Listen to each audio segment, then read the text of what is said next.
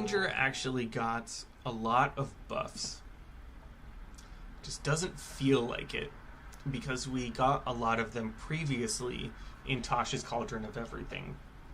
So I think it's important to remember that when they are talking about releasing like a brand new Ranger, I do agree that's definitely an overstatement to say that it's brand new compared to 2014.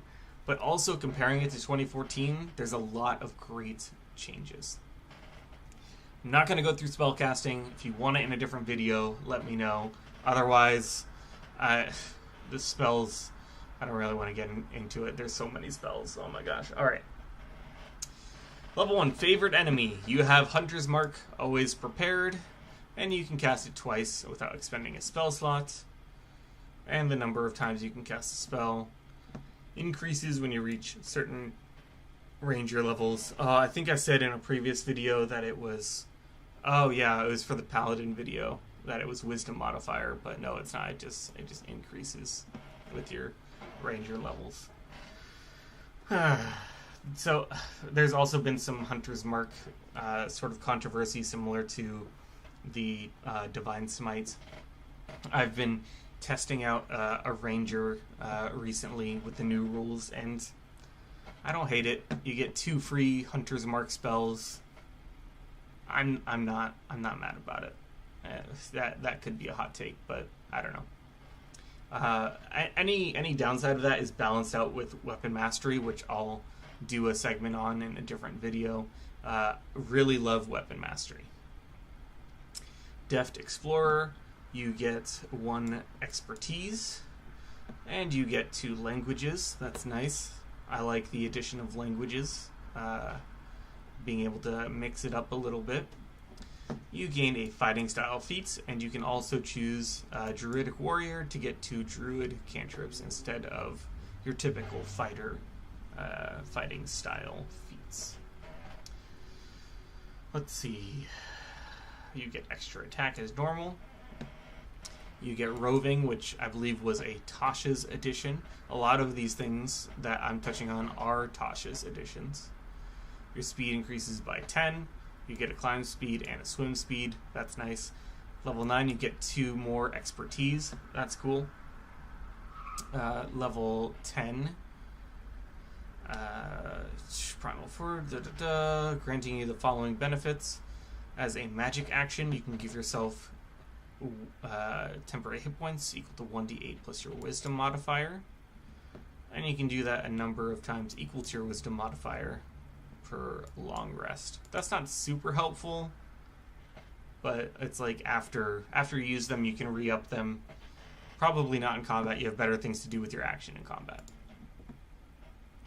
And then decrease exhaustion. This is nice. Whenever you finish a short rest, decrease your exhaustion by 1, as opposed to a long rest. So you can do a bunch of short rests in a row and decrease your exhaustion, because that's what Rangers are good at, is survival. So at level 13, taking damage can't break your concentration on Hunter's Mark. Cool. Another Hunter's Mark buff. It's not like incredible, but hey, it's solid. And it's a spell that is pretty bread and butter to Rangers. Level 14, bonus action to turn invisible until the end of your next turn. Number of times per long rest equal to your wisdom modifier. That's cool. I like it. The previous version was that you cover yourself in mud and stay incredibly still. So this is definitely a buff. Level 17, you have advantage on attack rolls against the creature marked by Hunter's Mark. Again, kinda bland, but solid. Like, yeah, I will take advantage. I will take 3 concentration. Yeah. No arguments here. Level 18, you gain Blind Sight, which is pretty cool. I like that. And then Epic Boon at level 19. I'll cover those in a different video. And then at level 20, your Hunter's Mark becomes a D10. Not an exciting capstone at all. But hey, I'll take it. It's not bad, it's just not exciting as a capstone. These are the Ranger spells. If you want me to do a spells video, let me know. Otherwise, I'm skipping it. Alright, subclasses for the Ranger. We have, at level 3, our Primal Companion. And you choose one of the stat blocks, Beast of the Land, Sea, or Sky. And they act on your turn. And you use a bonus action to command it, again, which is a Tasha's change from the action in 2014. That's now made it into this book. If the beast has died within the last hour, you can take a magic action to touch it and expend a spell slot, and it returns to life in a minute with all of its hit points restored. I do like that a lot. I think in previous books you kind of just had to find another beast, and that just felt bad because like you want to form a connection with this creature over the course of your campaign. So I like this much better. However, if you do want to switch, when you finish a long rest, you can summon a different primal beast. If you already have a beast from this feature, the old one vanishes. And then here are the stat blocks: Beast of the Land, Beast of the Sea, Beast of the Sky. Let me just look at these real quick. I was going to skip them. Beast of the Land gets a climb speed, Sea gets swim speed, Sky gets fly speed. Makes sense. Let's see. The Beast of the Land adds your proficiency bonus to any ability check or saving throw it makes. Beast of the Sea can breathe water. Ooh, surprise. And they all get Primal Bond, it looks like. And they all get some sort of strike. This one also gets to knock creatures prone. This one gets to grapple creatures. Beast of the Sky doesn't provoke opportunity attacks. So that's nice. I do like the idea of the Beast of the Sky swooping in, taking the help action, and then flying away without opportunity attacks. That's something that I used to do with my Owl Familiar back when I played a wizard. So that could be cool. They all get Dark Vision. Beast of the Sea more than the others. Alright. And then you can flavor it however you want. I'm not surprised. But that is easier, I think, than going through all of the creatures and saying, like, oh, these are the requirements. With druids, I get it. Like, you want to take a lot of options. But with this, it's like, yeah, just give me something and I'll flavor it however I want. Level 7. Take a bonus action. When you take a bonus action to command your primal companion to take an action, you can also command it to take the dash, disengage, dodge, or help action using its bonus action. So then, that way it could help as a bonus action and attack. That's nice. In addition, whenever it hits with an attack roll and deals damage, it can deal your choice of force or normal damage.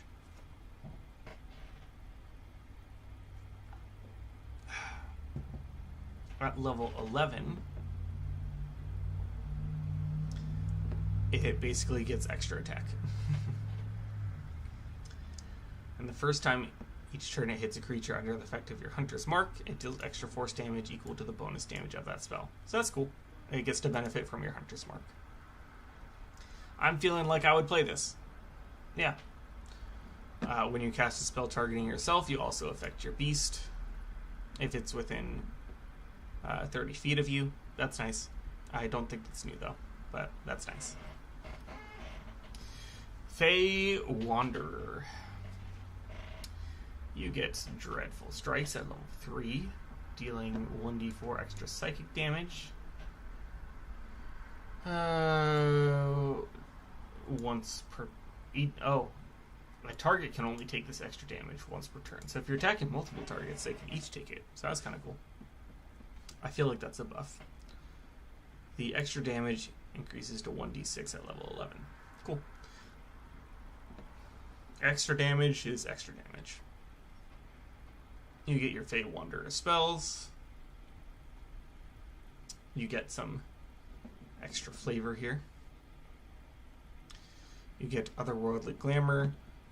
When you make a Charisma check, you add your Wisdom modifier as well. You also gain proficiency in Deception, Performance, or Persuasion. I believe that's the same as it was before. You have advantage at level 7 on saving throws to avoid or end Charmed and Frightened.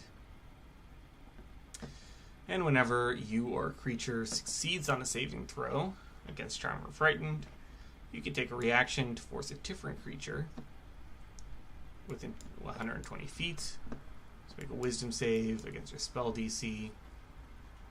So I feel like this would be a good use for like a Shillelagh Ranger so that you can boost your Wisdom.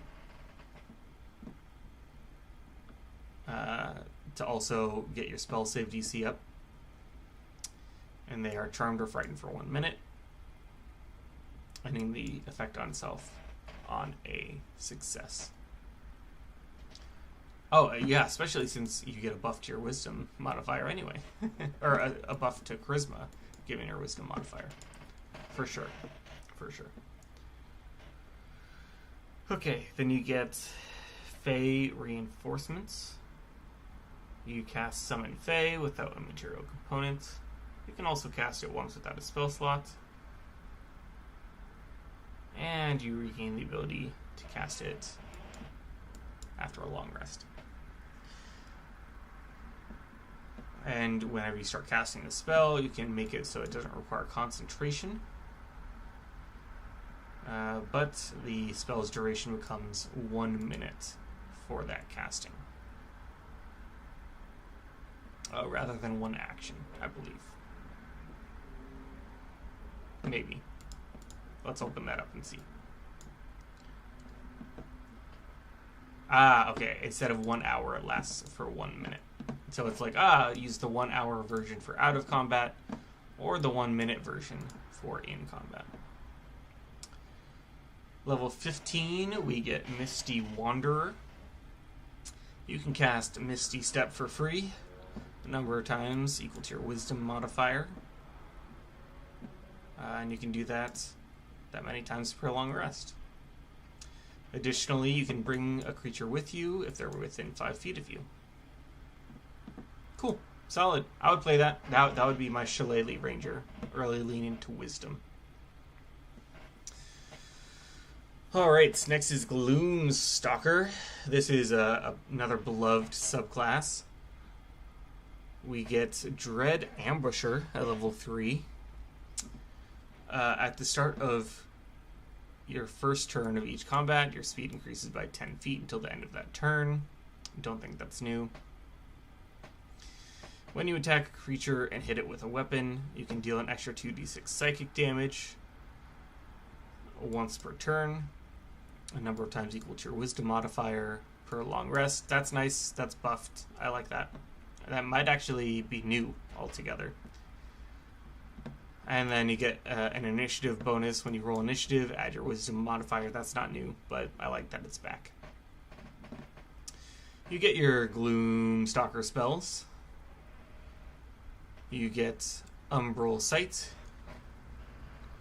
which is Dark Vision, 60 feet out, or an increase by 60 feet if you already have it.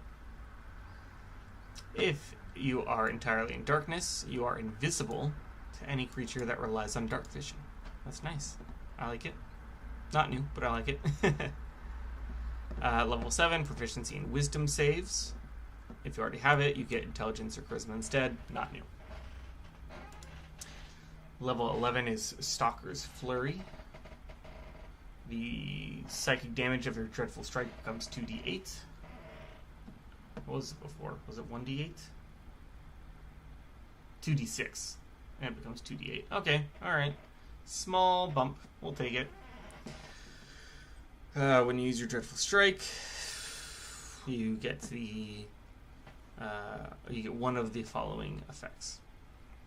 You can make another attack with the same weapon against a different creature within 5 feet of the original target. It used to be that if you miss, that you can make an extra attack, but I'm not mad about this. You just need another target that's close by. A little more niche, but it's okay. It was kind of overpowered before. Mass Fear is the other one. The target and every creature within 10 feet needs to make a Wisdom save or be frightened until the start of your next turn. And then at level 15 we get Shadowy Dodge. When a creature makes an attack roll against you, you can use your reaction to impose disadvantage. And whether it hits or misses, you can teleport 30 feet. I think the teleportation part is new. That's cool. General rebalancing, I'd say. Some features are better, some features less so. I'd say net neutral, leaning towards slightly positive for the Gloomstalker. And then finally, that brings us to the Hunter. Level 3, we get Hunter's Lore. When a creature is marked by Hunter's Mark, you learn about any immunities, resistances, or vulnerabilities that they have. I like that. That brings out the metagamer in me a little bit and gives me a legitimate reason to do that. And then when you finish a short or long rest, you get one of these two options. When you hit a creature with a weapon, it deals an extra 1d8 damage if it's missing any HP. And you can do that once per turn. Nice. Solid buff. That's pretty much an overall damage buff. Other than if it's at full HP, which it won't be for long. And secondly, Hordebreaker. Once per turn, when you make an attack, you can make another attack with the same weapon against a different creature within 5 feet of the original target that you haven't attacked on this turn. I think that used to be a higher level feature that said you can attack any number of creatures, but now it's just once per turn you get an additional attack. Okay, so choose extra damage or extra attack, basically. At level 7, you get another choice, which you can change on a short or long rest. Either opportunity attacks have disadvantage against you, or if you get hit with an attack, that creature has disadvantage on any subsequent attacks.